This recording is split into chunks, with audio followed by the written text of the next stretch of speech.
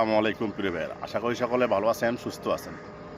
আজকে এক সিঙ্গাপুর প্রবাসী ভাইয়ের করুণ মৃত্যুর সংবাদ শুনলাম। শুনে সত্যি খুব খারাপ লাগছে। ভাইটির একটা ছবি দেখা দিচ্ছি, ভাইটি কত সুদর্শন এবং বয়স একেবারে কম। তার নাম মোহাম্মদ খায়রুল আলম। তার পাসপোর্ট অনুসারে তার জন্ম তারিখ 1989 সালে। তিনি সিঙ্গাপুরে আছেন কয়েক বছর যাবৎ। কিন্তু তার পরিবারটি ঋণগ্রস্ত, প্রচুর ঋণে তিনি জর্জরিত।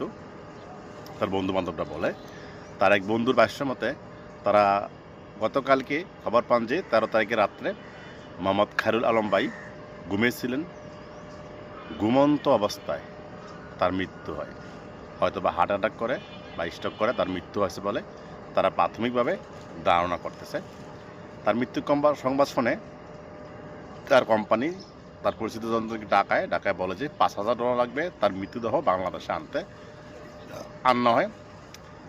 তাদের লাশ, খায়রুল আলম ভাইয়ের লাশ সিঙ্গাপুরি দাফন কাফন করা হবে। তখন তার পরিচিত জন যারা আছে, বন্ধু বান্ধব আত্মীয় স্বজন, তারা সেই ডিসিশন নেয় যে না, তারা হাইকমিশনে যাবে। তারা সিঙ্গাপুর বাংলাদেশ হাইকমিশনে যায়। হাইকমিশনে বলে যে আপনারা কেমন টাকা দিবেন, আপনাদের পাশে আমরা আসি, আমরা ব্যবস্থা করতেছি কী করা যায়। এবং তিনি সেখানে যাওয়ার পরে দেখে তার ব্যবস্থা হচ্ছে।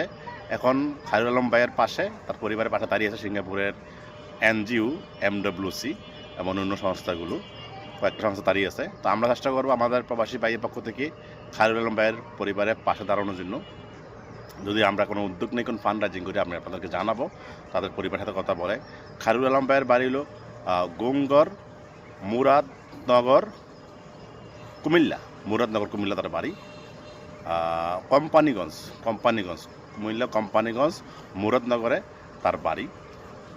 কোম্পানিগঞ্জের বা কুমিল্লার কেউ বাইক চিনে থাকলে খায়রুল আলম ভাইকে জানাবেন। এবং আমরা চেষ্টা করবো তার পরিবারের পাশে আর্থিকভাবে সহায়তা নিয়ে পাশে দাঁড়ানোর জন্য।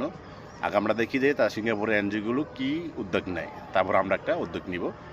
সকলে খায়রুল আলম ভাইয়ের জন্য দোয়া করবেন, তার পরিবারের জন্য দোয়া করবেন। সকলে ভালো থাকুন। আসসালামু আলাইকুম।